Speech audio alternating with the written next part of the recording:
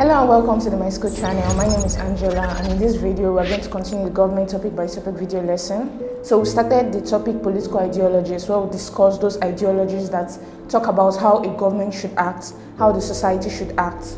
So we're moving on to a new political ideology, imperialism. So please stay with us, don't go anywhere, we'll be right back.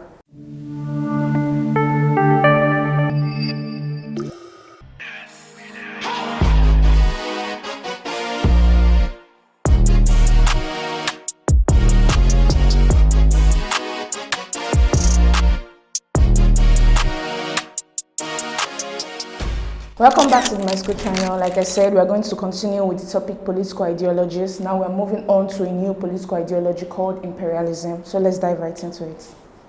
So imperialism is a policy or ideology by which a nation seeks to extend and maintain its influence, control or dominance over other territories, either through direct territorial acquisition or by exerting economic, political or cultural influence. So we're talking about an ideology that guides how certain nations of the world try to expand their territory by controlling or dominating other territories of the world. They do this by exerting economic, political, and cultural influence over those other territories. By economic, we mean they try to teach these societies how to make use of their economic resources for their benefits and also for the benefits of these colonial powers. Then by political, we are talking about how they teach these territories how to govern themselves. And by cultural, we're talking about how they influence these societies by imposing their culture, their language, and every other aspect of their society onto this territory. So this is how they acquire and dominate these territories of the world. So imperialist action take various forms, including colonization, economic dominance, political intervention, or cultural expansion. So it can take various forms, not only by colonization. We've talked about colonization under forms of government. So it is different from imperialism because imperialism is an ideology. How certain nations of the world believe that they should act in terms of their relationship with other territories in the world. But colonization is a form of government that, took place in the 20th century. In the 20th century, so many nations of the world were colonized. It's a form of government, but this is an ideology. Then they can also take place through economic dominance. So now this is no longer colonization. It can be dominating another territory by providing them with economic resources so that they can give them something in return. Then it can be through political intervention. Maybe, for example, if a particular territory is not governing themselves very well, they can exert their own system of government over them and then try to get them out of the situation they are in. And with that, they can be able to get something in return from these territories. So it can also be through cultural expansion, like I said, exerting your culture, your language, and your way of life on that territory. It's a form of imperialism. So while imperialism is often associated with the colonial expansion of European powers in the 19th and early 20th centuries, the concept can be applied to any period and any empire, including those of ancient times. So during the ancient times, the Roman Empire sought to expand their territories by taking charge of other territories, exerting their culture, their language, and everything onto that society. So that's a form of imperialism. Also, there are modern instances of imperialism like the American and Russian geopolitical strategies. The American societies attempting to influence other territories, gain control over other territories by providing them with economic resources and other resources so that they can get something in return. The same thing goes for the Russian territory. So the Americans and the Russians are trying to dominate other territories by providing them with economic resources and other forms of resources in order for them to get something in return from these other territories. So all of these are forms of imperialism. Now let's move on to the next slide. All right, so we talked about colonialism and imperialism. These are different concepts. While colonialism is a form of government that discusses the establishment, maintenance, and expansion of colonies by one nation in another territory, imperialism is a policy or ideology where a nation seeks to extend its influence, control, or dominance over other territories, whether through direct territorial acquisition or through indirect means. So the main thing about colonialism is territorial acquisition. They try to acquire other territories to add to their empire. But for imperialism, it may not be through territorial acquisition. It might be providing other countries with resources necessary so that they can get something in return to improve their own country, to make their country more developed. So the focus for colonialism is the direct control and governance of a foreign territory by a colonial power. But for imperialism, it can take various forms. They focus on so many different things. It can include direct territorial acquisition, as in the case of colonialism. It can include economic dominance, political intervention, or cultural expansion. Then the nature of rule for colonialism is direct and formal political control over the colony. So an example is Nigeria with the British Empire. So the British Empire had direct control over the colony. They instituted governor generals and other leaders within the Nigerian society. These are British people that were controlling how the Nigerian society should be governed. So this is how colonialism works. It works through direct political control. But for imperialism, it may involve formal political control, but can also manifest through economic, political, or cultural influence without direct governance. So in modern times, we can say that so many African societies are being controlled by these superpower nations in the world. So this is a form of imperialism. They are not controlling us directly, but through the economic resources, the political and cultural influences that they have on our leaders, they are governing us indirectly. So this is the difference between colonialism and imperialism. So examples of colonialism is the British colonies in America, French colonies in Africa. So the British people between the 17th and 20th century, they sought to expand their empire. So they did that by acquiring territories from other continents of the world, Africa, Asia, even the Americas. The same thing goes for the French people and the Germans. So all of these are examples of colonialism. But for imperialism, we have America's influence in Latin America. There are certain territories in Latin America that America is trying to control. The British Empire's indirect rule in parts of Asia. There are certain parts of Asia that the British people are also trying to control indirectly. So these are examples of imperialism. Now let's move on to the next slide. What are the core principles of imperialism? A key element of imperialism is the desire to expand a nation's territory through conquest, colonization, or annexation. This is the most important part, to expand their territory.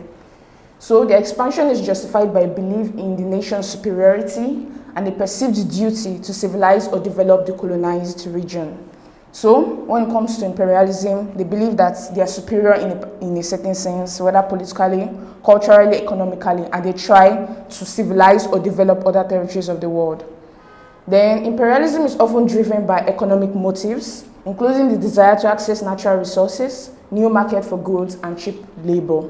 So this is what happened in the 20th century. Most of these empires, British empires, even the American society now, they still do that in order to acquire cheap labor. They try to provide economic resources to other countries so that in turn they will provide labor for certain goods and services that are produced outside of the American society. So establishing political control and military presence in foreign territories is essential for maintaining imperial dominance. Sometimes these countries, they establish a military presence in each of these territories that they indirectly control. An example is the American society. The American government has military forces in different nations of the world. This is done to establish a military presence. Then they are usually efforts to assimilate or suppress the cultures, languages, and religions of colonized people. So this is another core principle of imperialism. They try to suppress their culture, their language, and their religion, and to also ensure that these nations of the world learn the culture, language, and religion of this territory. So now let's move on to the next slide where we'll discuss the merits of imperialism. One of the merits is economic growth for the imperial power. So most of these merits are mostly associated with the imperialist power and not with these territories that are being dominated. So in this case, imperialism often brought wealth and resources to the imperial power and fueled its economic growth and industrialization. Again, an example is the American society, the Russian society. All of these countries are developing because they get economic resources from these other territories. Then infrastructural development. So in some cases, these imperial powers developed infrastructure in the colonized region, including railways, roads, ports, and telecommunication networks, which could contribute to modernization. So this is a merit for these regions that are being controlled by this imperialist power. So there is also cultural exchange. Imperialism sometimes facilitated cultural exchange and the spread of technology, education, and ideas between different parts of the world. So if this imperialism is not going on in the African society, we may not have some of this technology, some of this education that we are getting now, because we do not have a relationship with other nations of the world. So you can see that this can be a merit of imperialism. There is also strategic advantage. Gaining control over key territories provided strategic military and geopolitical advantages and allowed the imperial power to project its influence globally. So this is another benefit for the imperial power. So they got military power as a result of spreading their military forces to all the other parts of the world. Okay, so this is another merit of imperialism. Now let's move on to the demerits of imperialism. One of the demerits is exploitation and economic inequality. Imperialism often led to the exploitation of colonized people and their resources and created vast economic inequalities and underdevelopment in the colonized region. So we are still seeing the effects of that. There is economic inequality and exploitation as a result of the fact that these resources that are created within these societies are not evenly distributed. Then there is cultural suppression and loss of identity. Imperial powers frequently impose their culture, language, and religion on colonized people, and this led to the erasure of indigenous languages and identity. We are still seeing that effect here in the Nigerian society. Some of our culture, some of our languages are being eroded as a result of imperialism. Then we have human rights abuses. The process of imperial expansion and control was often accompanied by significant human rights abuses, including forced labor, displacement, and violence against local populations. So this still happens in modern times in certain Asian societies of the world, where certain people are forced to work for minimum wage for money that cannot even take care of themselves and their family. So this is one of the demerits of imperialism. Then there is also political oppression. Colonized regions were typically denied political autonomy and self-determination, with local governance structure dismantled or subordinated to imperial rule. So this is another demerit. The people in society are not given autonomy, independence to make decisions for themselves. The decisions are made by these imperial powers. Now let's move on to the next slide. Okay, so we're moving on to another political ideology known as liberalism.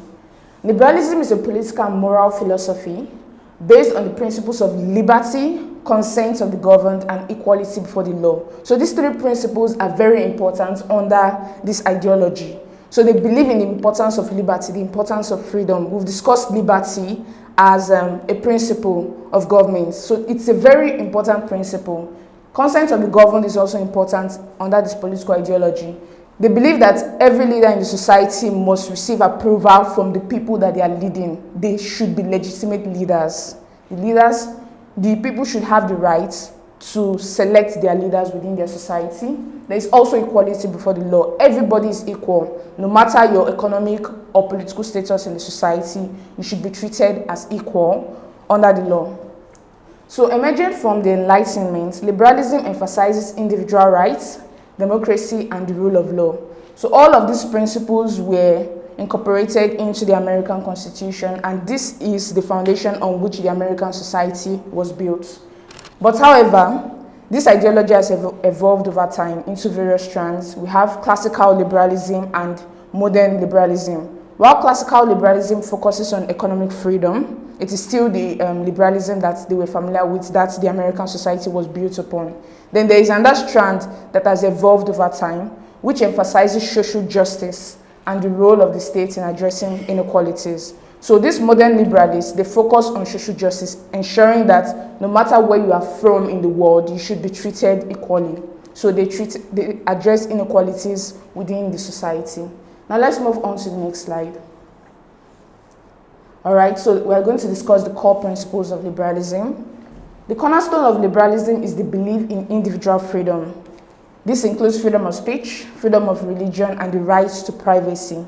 So all of these freedoms are important. In order for you to exist freely in a society, you need to be free to be able to say whatever you want, to practice whatever religion you want, and to have the right to privacy. All of these are important in a society, and liberalism is the ideology that preaches this.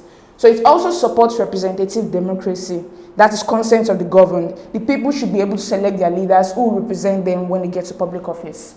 So it is the best form of government for them, where the government is accountable to the people through free and fair elections. So modern liberalism places a strong emphasis on social justice and welfare states. So we've talked about two strands. So the second strand, modern liberalism, focuses on social justice, ensuring that everybody is treated fairly within the society. They also care about a welfare state by advocating for government intervention to address social and economic inequalities. So they usually focus on the economic inequalities in the society. They are not fans of capitalism. That is another political ideology. They do not like the fact that individuals in the society have unequal rights to resources, economic resources, and they try to address this inequality in the society. So a key principle is the rule of law, meaning that law should govern the nation, not arbitrary decisions by individual government officials. So they believe that it is the law that should govern the people and not government administrators who take laws into their own hands. Another core principle is that liberals advocate for equal treatment under the law and equal opportunities for all individuals. So this includes fighting against discrimination based on race, gender, sexuality, and other identities. So this is one of the battles that liberals try to fight in the society. They try to address the inequalities that are due to race, gender, sexuality, and all other forms of identity. Now let's move on to the next slide where we'll discuss the merits of liberalism. One of the merits is the protection of individual rights. So liberalism's focus on individual liberty ensures the protection of fundamental human rights and freedoms. So they are very concerned about liberty in the society. If the freedoms of individuals are being restricted in the society, they try to fight against this, especially if these freedoms are being abused by government officials. They also promote equality in the society.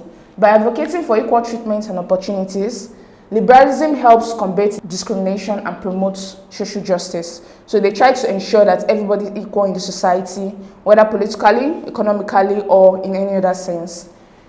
And that merit of liberalism is political participation. So liberal democracy encourages active political participation by ensuring that citizens have a voice in the governance of their country. So whenever election comes, they try to get everybody to vote, to have a voice, because they believe their voice matters in the selection of the leaders in the country. And that merit is social progress. So liberal values have historically contributed to social progress, including advances in civil rights, gender equality, and LGBTQ+ rights. So they believe that it's important for the society to progress. Okay, now let's move on to the demerits of liberalism. One of the demerits of liberalism is government overreach. So modern liberalism's advocacy for government intervention in addressing inequalities and providing public services can sometimes lead to concerns about government overreach and inefficiency. So this is why they always have a constant battle with capitalists, because capitalists believe that individuals should take responsibility for their actions within the society. Liberals believe that government should take charge of controlling and distributing wealth within the society in order for inequalities not to exist in the society. So when the government is in charge of ensuring there is no inequality, they can overextend, they can overreach in terms of the responsibilities that have been assigned to them. So this can be a demerit of liberalism. And that demerit is globalization challenges.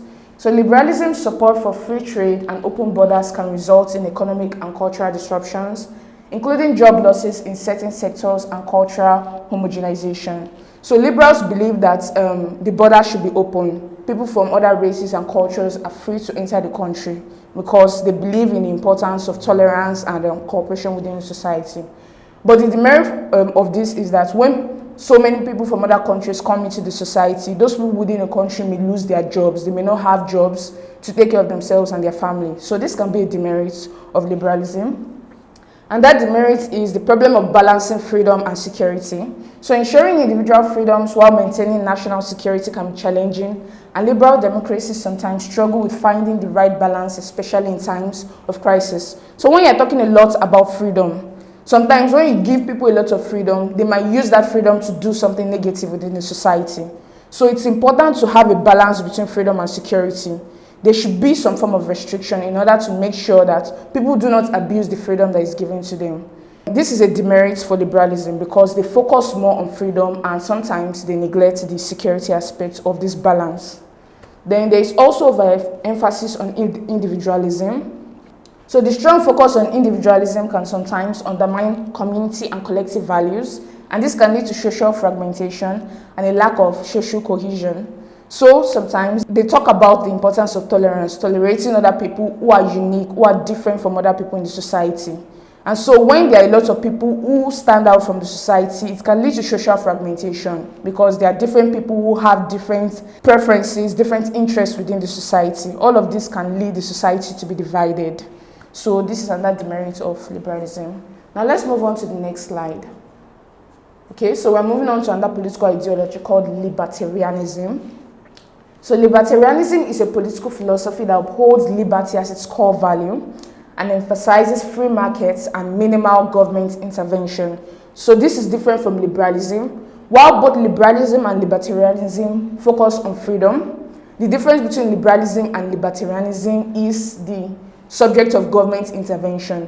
While liberals believe that the government should intervene in order to ensure that everybody is equal in society, libertarians do not believe in government intervention. They believe in the importance of individual freedom and individual responsibility. The individual should be responsible for their action and acquiring the resources needed to take care of themselves and their family. The government should have no influence in how individuals do that. So rooted in classical liberalism, libertarianism advocates for maximizing personal freedom and reducing the role of the state to the protection of individual rights and property. So they believe that individuals should be responsible for protecting themselves and for interacting with other people in the society. The government should not intervene in aspects such as this. They should be allowed to do things within the society without government intervention. Libertarians are often skeptical of or opposed to authority, state power, warfare, militarism, and nationalism. So anything that has to do with governments and their responsibilities, they are usually skeptical of that. Now let's move on to the next slide. So these are the core principles of libertarianism. One of them is that libertarians place a paramount value on individual freedom. They believe individuals should have the right to live their lives as they see fit, provided they do not infringe on the rights of others. So when we're discussing liberty, this was the definition of liberty: to do as you see fit, as long as it doesn't affect other people within the society. So this is what libertarians believe in. You should do as you see fit. You should have the freedom to do whatever you like, but you should make sure that whatever you do does not affect other people in the society. So it also advocates for a minimal state, which is limited to protecting individuals from force, fraud, and theft, and ensuring the enforcement of contracts. So they believe that the responsibility of the government should be restricted only to protecting individuals from force, from fraud, from theft, and to ensure that contracts between individuals are upholded by the different parties in that contract. So that is as far as the government can go in the society. They should not overextend. So libertarianism strongly supports free market capitalism. Libertarians argue that voluntary exchanges in a free market lead to more efficient and just outcomes than those produced by government intervention. So this is another difference between liberalism and libertarianism. While liberals believe that the government should intervene in the economic activities in a society, libertarians believe that it should be left to the free market. The laws of demand and supply should work in the society and not the government.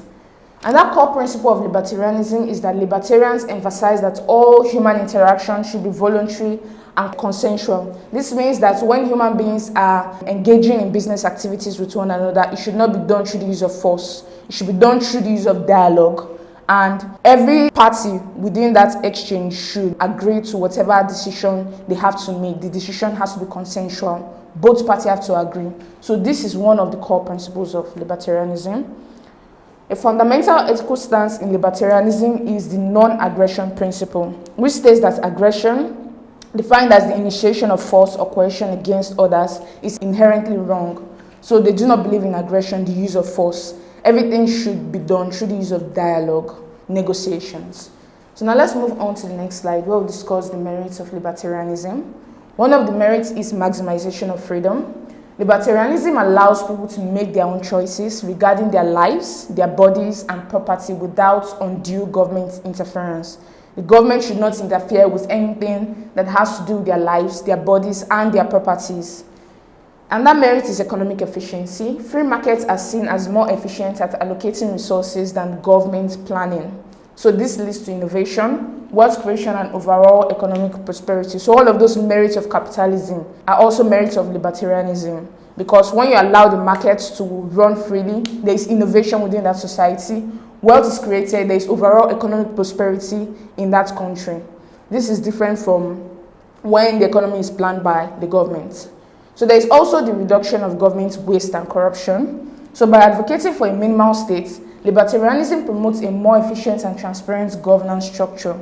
So you do not have to waste a lot of money on employing government administrators to enforce the law within the society, because everybody knows what they're supposed to do within that society and they act according to this principle of freedom and liberty. So another merit of libertarianism is the encouragement of personal responsibilities. So libertarianism encourages individuals to take personal responsibility for their actions and well-being. They do not have to rely on the government to lay down the law in the society. Everybody should know what they're supposed to do within the society. Now let's move on to the demerits of libertarianism. One of the demerits is economic inequality.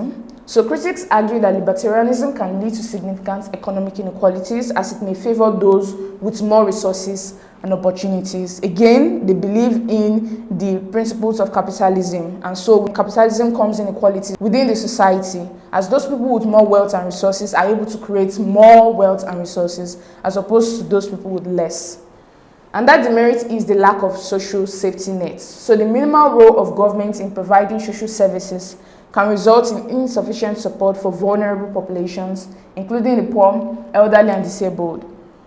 Unlike a liberal society where the government sometimes provides support for the poor, the elderly, and the disabled within the society, a libertarian society prefers every individual within the society to take responsibility for themselves. And so there is no safety net for this vulnerable population. So this is a demerit of libertarianism. And that demerit is public good and externalities.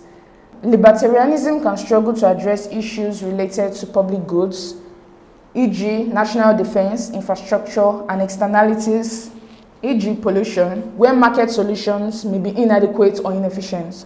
So in a libertarian society, the government intervention is minimal, and the government is responsible for national defense, for protecting the country against external aggression. And when there is no government to do that, national defense will be at risk.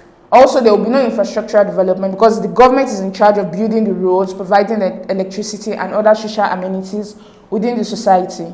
And without a government to do that, with minimal government interference, all of these things will be at risk because the free market cannot do that. And that demerit of libertarianism is the lack of social cohesion.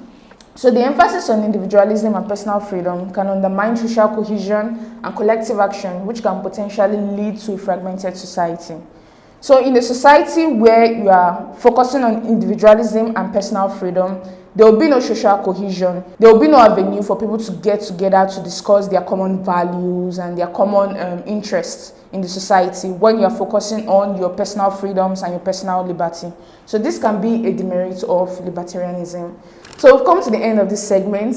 I believe it was educative and enlightening. If you'd like to continue on this journey with us, please go down to the link in the description below. This will take you to my school website where you can subscribe to the government topic by topic video lesson. There you can continue on this journey with us. So we're going to move on to another ideology known as nationalism. After nationalism, we'll move on to Nazism, then we'll move on to socialism, and that theory that was popularized by Karl Marx, as we've discussed earlier. So I hope to see you there. I believe you're enjoying this content. If yes, please do not forget to hit the like button, click on the subscribe button, and lastly tap on the notification bell to get informed as soon as we release the next videos.